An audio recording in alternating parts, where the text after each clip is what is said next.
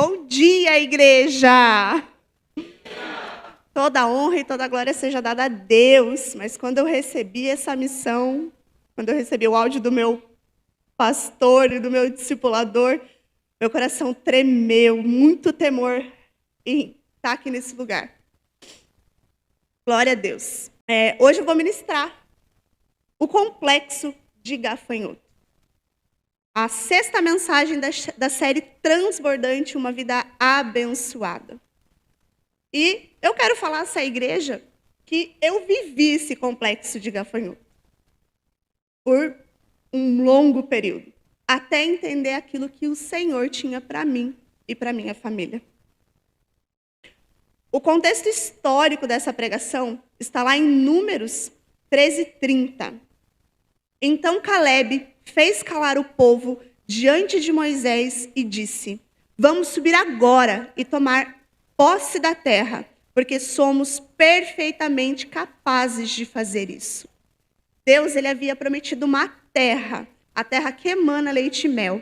Porém, essa terra ela tinha sido tomada posse por uma geração em que estava corrompida pelo pecado.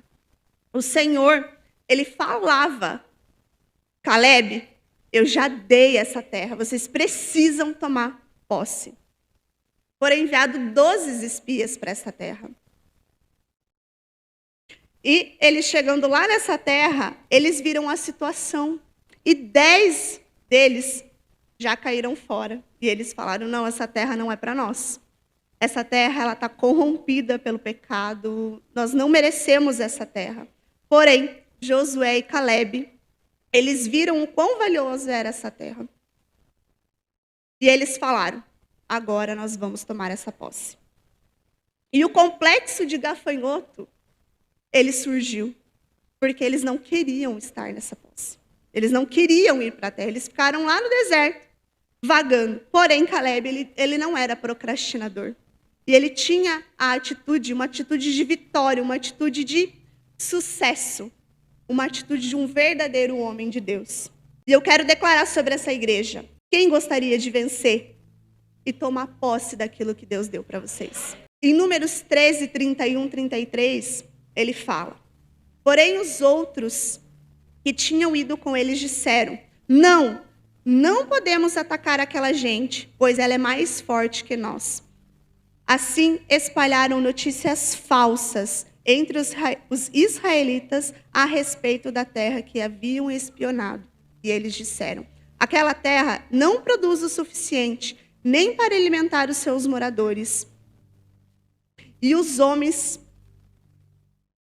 que vimos lá são muito altos. Também vimos ali gigantes, os descendentes de Anak. Perto deles, nós nos sentimos tão pequenos como gafanhotos. E para eles também parecíamos gafanhotos. Então, o que é o complexo do gafanhoto? Ele é um complexo onde ele nos limita. Ele nos limita a uma mediocridade, um sentimento de derrota, um deserto sem fim. Uma vida que a gente fica rodando em círculos, uma vida onde a gente não vê futuro, a gente não vê esperança. Uma vida de pobreza material, uma vida de pobreza espiritual, onde pessoas pesadas nos deixam para baixo e automaticamente nós passamos isso como um complexo de gafanhoto. Ele nos deixa numa melancolia, numa melindrosidade que não nos leva a lugar algum. E os sintomas de complexo de gafanhoto é o primeiro ponto, que é uma mentalidade de pobreza. O que é uma mentalidade de pobreza? É pensar pequeno, pensar como pobre, agir como alguém pobre. Fugir de desafios, fugir de propósitos, se esconder, procrastinar, se ver inferior em resolver problemas e não se vê dando a volta por cima. Uma pessoa que acredita nas mentiras malignas de Satanás. Mas não é isso que o Senhor tem respeito ao que Ele pensa de você. Deus quer que nós tenhamos uma mentalidade de prosperidade. Eu, por muitas vezes, me vi dentro dessa mentalidade de pobreza, afundada numa cama, aonde eu falava assim, eu não sou ninguém. Deus não quer me abençoar. O que eu tenho não vale. O que eu sou não vale. E é o que eu acreditei muito tempo. Como no segundo ponto, não acreditar que Deus realmente quer abençoar as minhas finanças. E eu digo não só na vida financeira, mas na vida pessoal também. Eu não era digna de ter a minha casa, eu não me achava digna de ter o esposo que eu tenho, de ter as filhas que eu tenho, de estar embaixo de uma autoridade tão preciosa. Eu não me achava digna de estar ali, naquele posicionamento. Eu tinha uma crença limitada, religiosa. E esse voto que eu fiz lá atrás, falei assim, não, se eu quero servir a Cristo, eu preciso ser pobre. Pobre de espírito e pobre de dinheiro. Porque, afinal, quem serve a Deus precisa ter um voto de pobreza. Mas quem disse que para servir a Deus, você precisa ser pobre? Não. No mundo, a gente gasta dinheiro com tanta coisa. A gente joga dinheiro fora. Nosso dinheiro ele é entregue diretamente nas mãos de Mamon. E por que para Deus a gente é avarento? Por que para Deus a gente tira a nota menor da nossa carteira? Isso é uma religiosidade enganosa, pois a palavra nos fala ao contrário. Quem tem uma mentalidade de gafanhoto, que não acredita que o Senhor pode sim nos abençoar, ele se sente indigno de receber bênçãos. E saiba, meu irmão, quando você nega de receber uma bênção, você nega o seu irmão de estar sendo abençoado.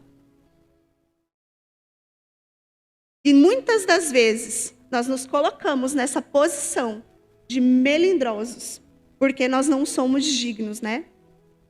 Ele fala, Satanás ele lança na nossa mente que nós não somos dignos por tudo aquilo que nós fizemos antes de conhecer a Jesus. Não, você não é digno, você errou, você pecou tanto. O porquê que o Senhor vai te abençoar? Realmente, o Senhor ele não nos abençoa se for pelo nosso próprio mérito. Se fosse pelo nosso próprio mérito, ninguém seria abençoado. Ninguém. Então, meus irmãos, lance fora esse complexo de gafanhoto. Quebre esse espírito de inferioridade que Satanás lançou sobre a sua vida. Assim como eu fiz com a minha.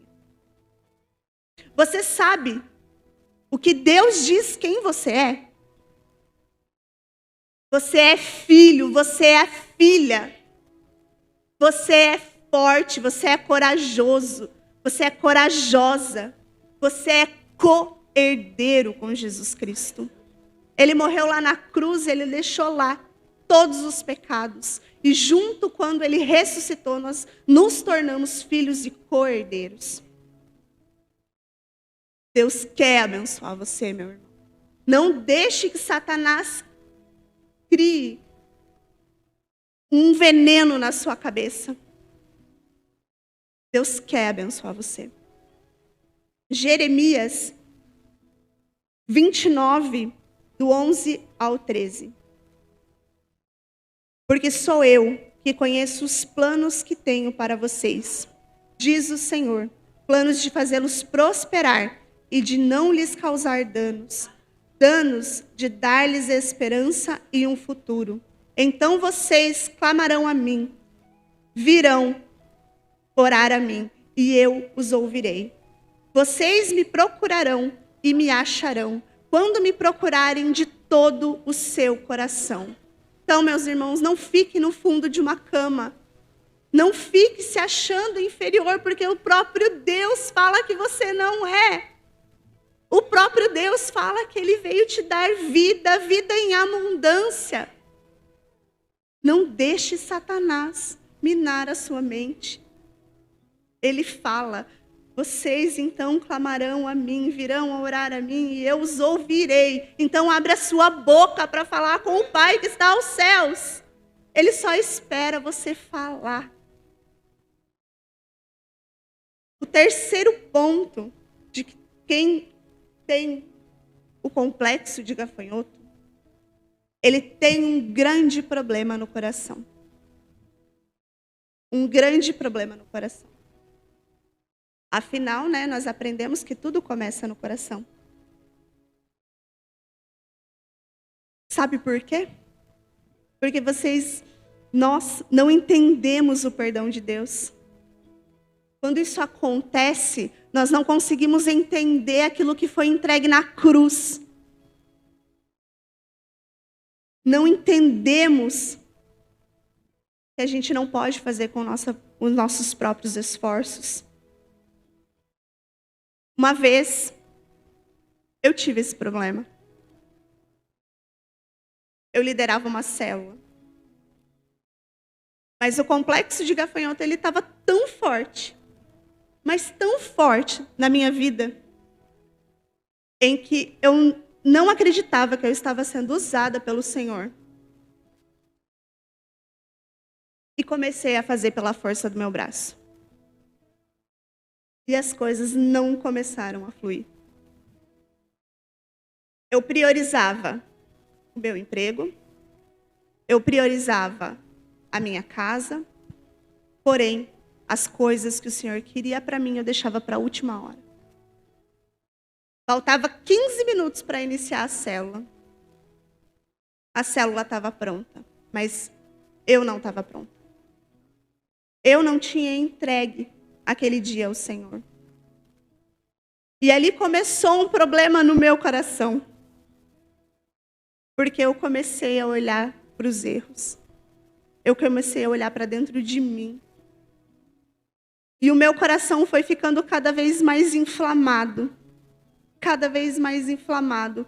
Porque eu começava a falar, Senhor, mas por que eu tenho que ofertar aqui? Sendo que na minha casa está começando a faltar. Eu comecei a questionar o Senhor. Porque eu estava começando a olhar para o material. E quando a gente tem um problema financeiro, nós começamos a desprezar a Deus. E a ficar com raiva do Senhor. Porque Ele não está me abençoando. Eu não sou merecedora da sua bênção. Porque o problema, ele se torna egoísta dentro do nosso coração. Uma vez, eu escutei o pastor Eibe falando que um coração ele não foi regenerado. Sem um transplante não há vida. Porque o coração doente, ele te leva à morte espiritual. E eu escutei uma história certa vez do pastor Eibe, de um homem que ele tinha ido ao supermercado e dentro da sacola, quando ele chegou no parque, ele olhou para aquela sacola e tinha muito dinheiro. E ele olhou para a mulher que estava com ele e falou assim, a gente precisa devolver esse dinheiro. Pois eles voltaram no mercado, eles devolveram aquele dinheiro e o gerente do supermercado falou, olha, é muito raro uma pessoa tão honesta quanto o senhor foi. Eu vou chamar a imprensa e nós vamos divulgar essa tua benfeitoria. E o rapaz falou, não, eu não quero. Não precisa. E negou de tudo quanto é jeito. Ele não queria aparecer na mídia. Pois depois foram descobrir o porquê que ele não queria aparecer. Porque aquela mulher que estava com ele não era a esposa dele. Ele estava traindo a esposa. E qual é o ponto-chave dessa história? Na frente das pessoas é tão honesto, mas tem um coração que não procede do Senhor. E eu estava nesse ponto, onde o meu coração não provia das coisas do céu, das coisas do reino. Aonde o complexo de gafanhoto tinha tomado totalmente a minha vida.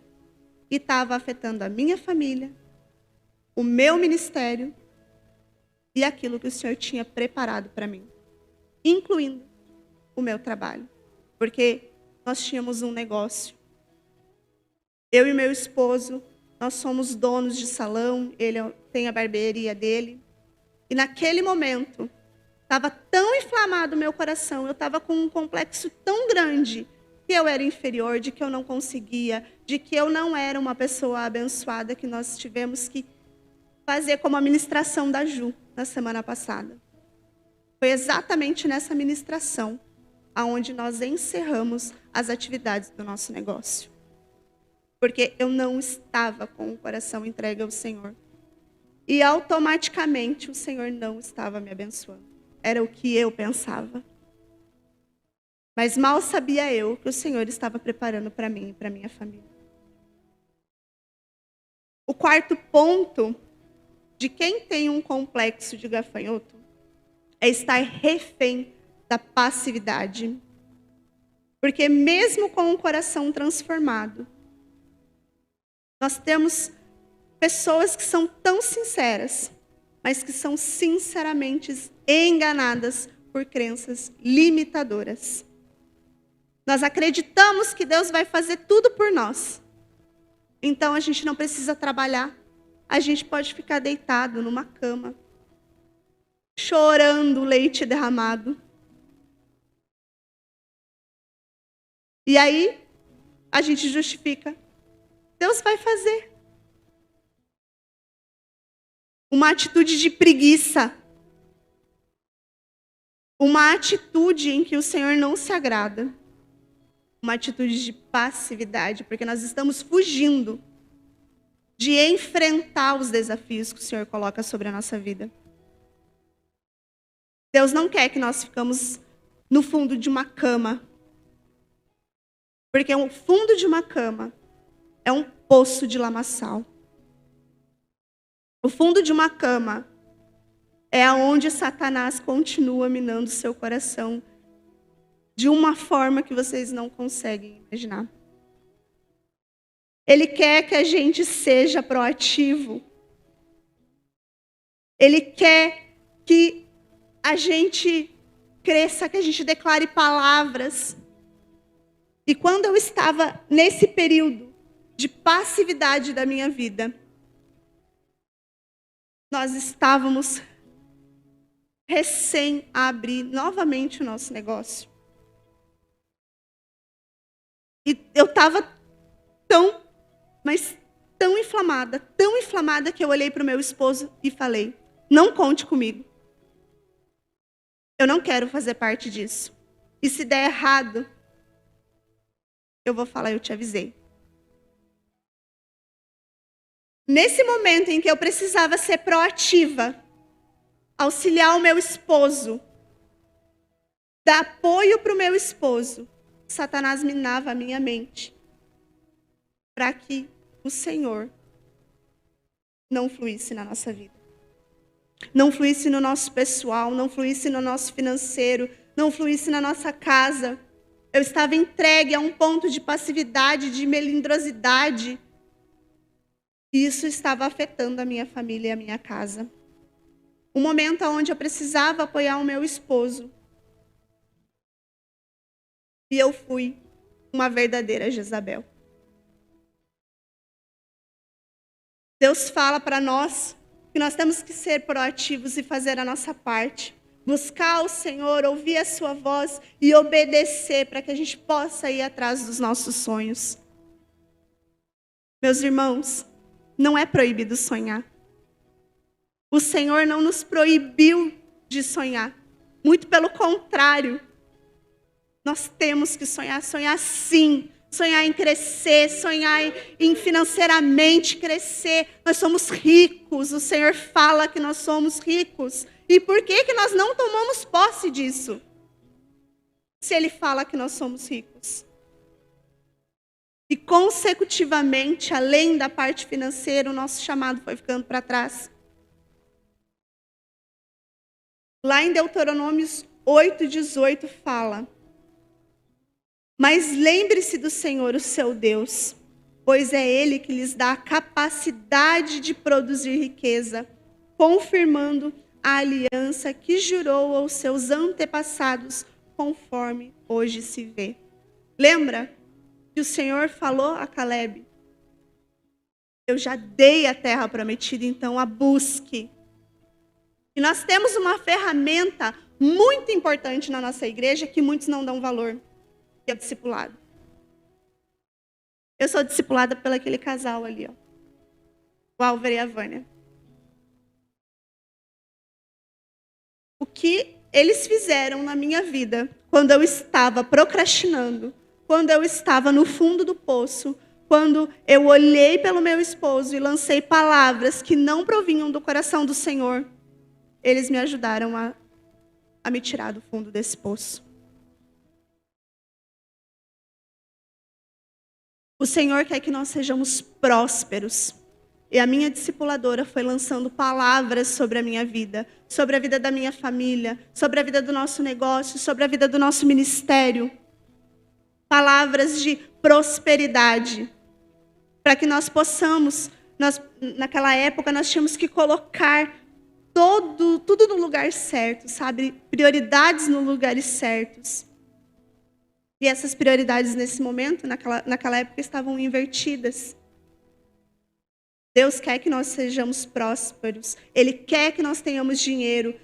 Deus não é contra o dinheiro. Deus é contra você ter o dinheiro.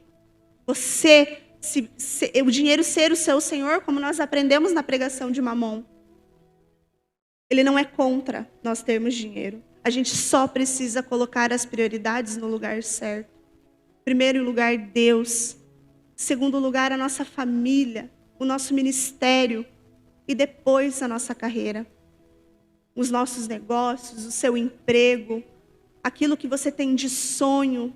Coloque como prioridade. Faça suas metas. Coloque um caderninho de metas e vá seguindo essas suas metas. Deus, Ele vai te dar capacidade de produzir. Quando a minha discipuladora olhava para mim e falava: você consegue, vai, saia dessa cama, não fique nessa cama. Esse não é um lugar para você, não é assim que o Senhor te vê, não é assim que eu vejo você. Eu comecei a enxergar, eu comecei a me mexer, eu consegui sair da zona de conforto, porque a minha cama estava confortável. Nós estávamos no meio de uma pandemia, aonde ficar em casa estava ok. Então, para mim, estava tudo certo. Deus nos deu a sabedoria de administrar. Quando nós fechamos o nosso negócio, meu esposo foi trabalhar numa outra barbearia e eu fui trabalhar num outro salão. Glória a Deus pela vida desses dois lugares, que foi onde foi suprindo a nossa casa. E ali, eu e o meu esposo, nós tivemos uma escola de aprendizado, financeiramente, uma escola onde nós aprendemos a gestar os serviços, os lugares que não eram nossos. O meu esposo, ele era barbeiro-chefe de onde ele trabalhava, e eu praticamente administrava o salão onde eu trabalhava. E agora eu pergunto para você, você tem administrado aquilo que você ganha? Você estuda para saber como trabalhar com as suas finanças? Você tem devolvido o seu dízimo à casa do Senhor, para que o Senhor te abençoe nas suas finanças? É necessário, meus irmãos, vocês rejeitarem argumentos de passividade, para que tudo isso aconteça sobre a sua vida. Destrua o complexo de gafanhoto através de uma identidade de vencedor, porque é isso que nós somos. Nós somos vencedores, nós não somos pequenos como gafanhotos. Libera palavras de fé sobre a sua vida espiritual, sobre a realidade daquilo que o Senhor fala quem você é.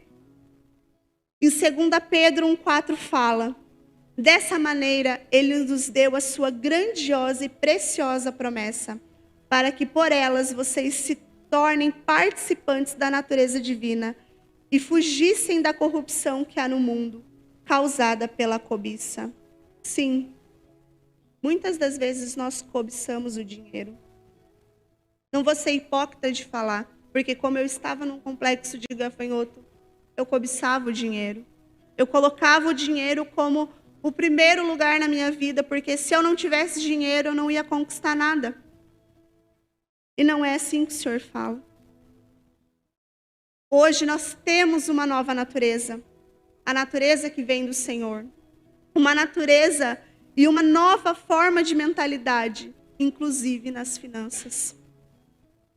Agora você sabe, né? O seu pai, ele é rico. E se o meu pai é rico, por que que eu não sou? Nós somos ricos. Não só rico de saúde. Gente, nós vamos pisar nas ruas de ouro. Eu vou pisar na rua de ouro. Por que eu não vou cobiçar o dinheiro? Eu só preciso colocar ele no lugar certo. E, meus irmãos, vocês assumem pela fé essa nova mentalidade? Então assumam. Eu declaro sobre a vida de vocês que caia por terra agora esse complexo de gafanhoto na vida de vocês. Em nome do Senhor Jesus, nesse momento vocês têm uma nova mentalidade. E como que nós temos que assumir essa nova mentalidade de prosperidade? Creia. Creia e enxergue a realidade no mundo espiritual. Você é rico. Não tenha medo de falar de riqueza. O Senhor fala que você é rico. Por que você tem medo de falar que você é rico? 2 Coríntios 8:9. Pois vocês conhecem a graça do nosso Senhor Jesus Cristo, que sendo rico, se fez pobre por amor de vocês, para que, por meio da pobreza dele, vocês se tornassem ricos. Aqui, a riqueza tem valor invertido. A riqueza, ela toma o primeiro lugar. Mas no céu, nós vamos pisar na riqueza. Lá, nós vamos literalmente pisar nas ruas de ouro. Sabe, meus irmãos, quando nós começamos a trocar as palavras de negatividade, quando eu, através dos meus discipuladores, junto com meu esposo, nós começamos a declarar na nossa vida que nós somos ricos, que nós somos prósperos, tudo começou a andar. Tudo começou a andar. No final da pandemia, o meu esposo saiu da onde ele trabalhava e foi aonde ele falou assim, eu vou abrir a barbearia de volta. E foi aonde eu fui contra. Mas passei por todo o processo, foi aonde o Senhor falou ao meu coração, para de ser uma Jezabel e apoie o seu esposo. Esteja com ele, ele precisa do seu apoio. E foi aonde nós reabrimos a barbearia. E eu falei assim, eu não vou trabalhar, eu só vou ficar no caixa.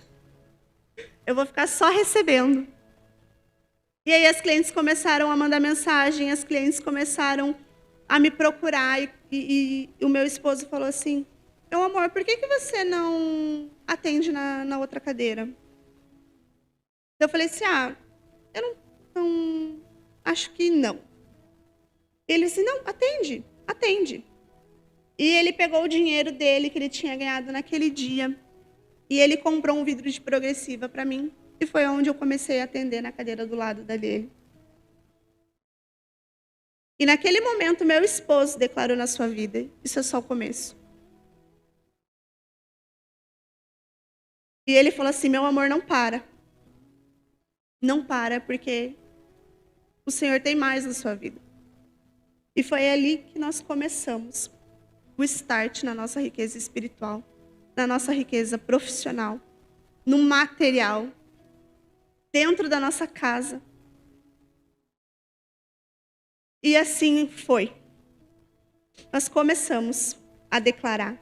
Então, declare, fale que você é rico em Cristo. Mateus 12, 37. Porque pelas suas palavras você será justificado, e pelas suas palavras você será condenado. Então, meu irmão, minha irmã, cuidado com o que você fala. Saiba com o que você vai pedir para Deus, porque a sua palavra tem poder. O que sai da sua boca tem poder de te abençoar e de te amaldiçoar. Sabe, nada de dizer que você não é próspero, nada de dizer que você é pobre, nada de dizer que você não consegue, que você é inferior, ou de olhar para o lado e de se comparar com o seu irmão, com a sua irmã. Não, Deus te fez único, Deus te fez incrível. Pratique, meus irmãos, pratique aquilo que o Senhor tem na sua vida. Mostre quem você é. Eu queria mostrar para vocês a primeira foto.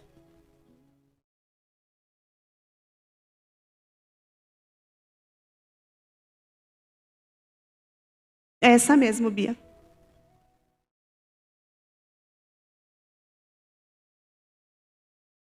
Essa é a nossa primeira barbearia.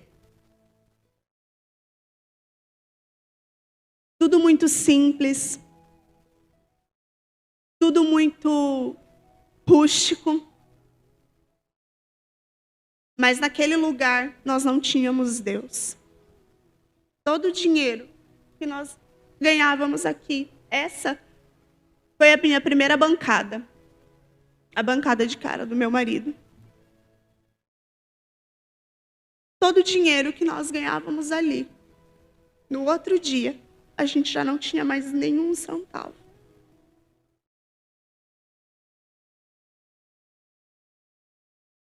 Nós chegamos aqui em Guaratuba no final de 2017.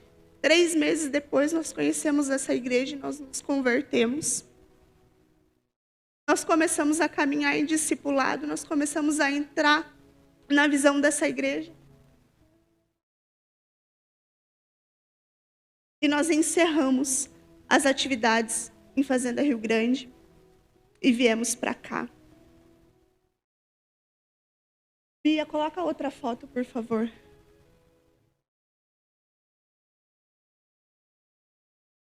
Esse é o início do salão onde eu falei para o meu esposo que eu não queria que ele abrisse.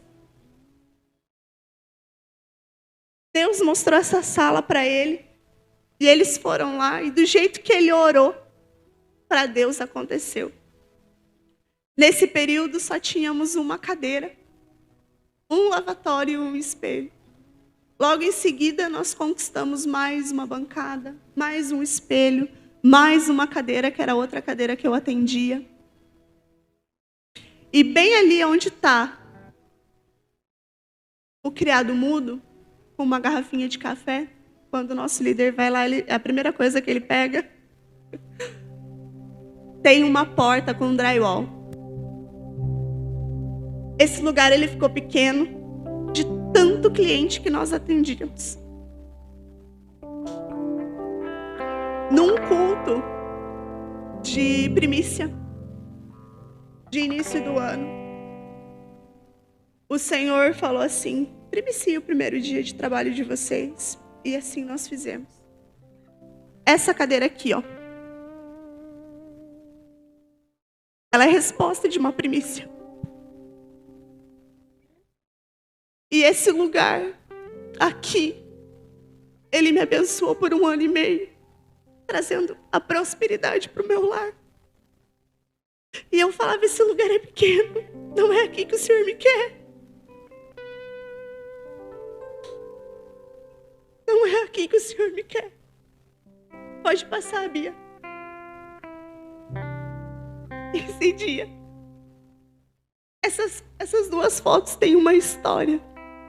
Quando nós chegamos em Guaratuba, ali na Antônio Alves Correia, eu estava distribuindo o currículo. E começou a chover. Nós estávamos de a pé, nós tínhamos andado a tarde toda. Nós estávamos com fome. O único dinheiro que eu tinha impresso as vias do currículo. E essa mocinha aqui, ó, ela tinha apenas 5 anos de idade. Ela estava com fome, ela estava com sede. E nós paramos nesse lugar. Estava chovendo e ela começou a pedir um pirulito. E eu falei, filha, nós não temos dinheiro. Eu não tinha dinheiro nesse dia nem para um pirulito. Para dar para minha filha. E o rapaz da vendinha, ele escutou.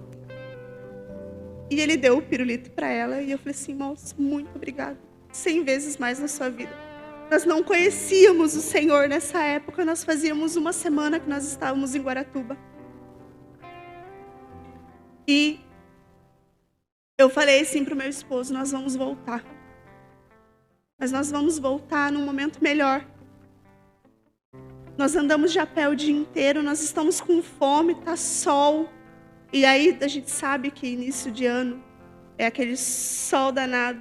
E no final do dia é chuva, né? E estávamos bem no final do dia e começou a chover. Eu falei assim, nós vamos voltar. Num momento melhor, e nós vamos voltar quando nós tivermos o nosso carro. Logo após esse dia, eu consegui um emprego, eu comecei a trabalhar e tudo foi melhorando e tudo foi mudando. Uma palavra foi lançada sobre nós, onde o pastor David sentiu o cheiro de carro novo no meu esposo. E aquele carro que está ali, ó, é o nosso. E nós voltamos nesse dia. A minha cara toda inchada de chorar. E eu voltei e eu falei, moça, você lembra aquele dia que você deu um pirulito para minha filha? Ela, não, eu não lembro. Mas nós fizemos uma promessa. Que quando nós estivermos transbordando, nós voltaríamos aqui. E nós voltamos. É uma foto simples. Mas o nosso carro, no dia que chegou, nós fomos lá. Pode mudar a foto, Bia, por favor. Hoje, aquele lugar que tinha só uma cadeira, se tornou esse lugar, onde muitas vidas são ministradas. Onde a mão do meu esposo tem uma unção que vocês não têm ideia. E lembra que eu falava que eu não seria ninguém? Que o Senhor não tinha nada para mim? Em que eu não seria uma pessoa abençoada? Pode passar, Bia. Para a honra e glória do nome do Senhor, Ele me deu esse lugar. E eu glorifico o nome dEle. Um dia eu falei assim, Senhor, por que o Senhor não me dá a oportunidade de falar o que o Senhor está fazendo na minha vida?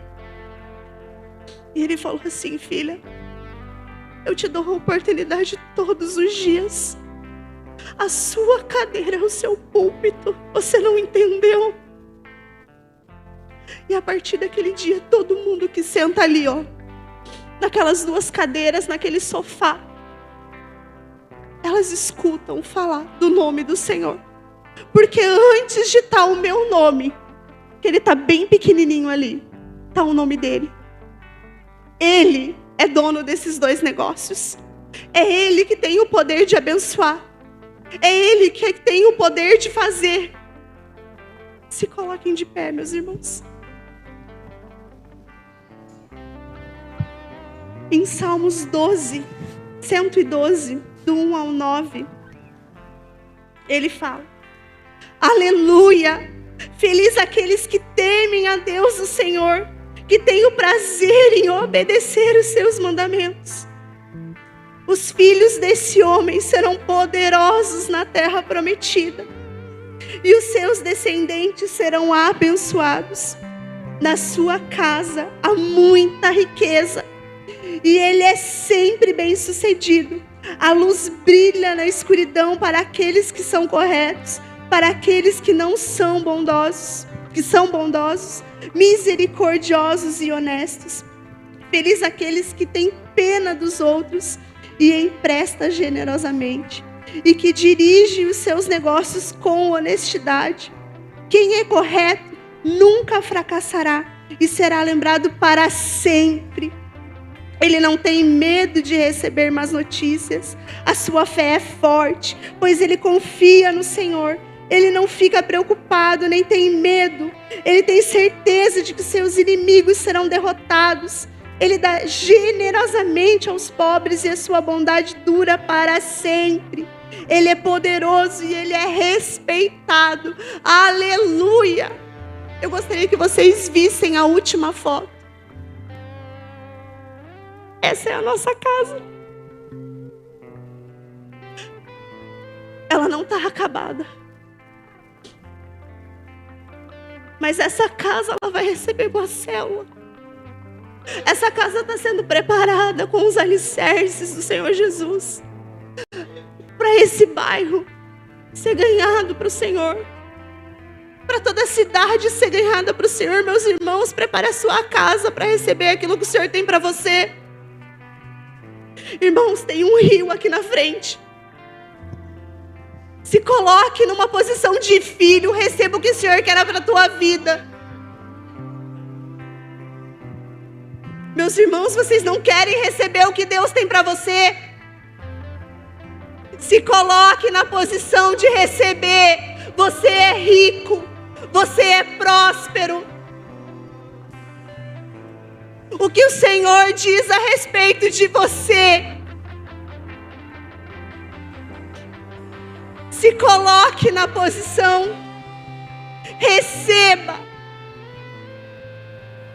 Receba. Deus dessa terra, tu és o Deus desse povo, és o Senhor da nação.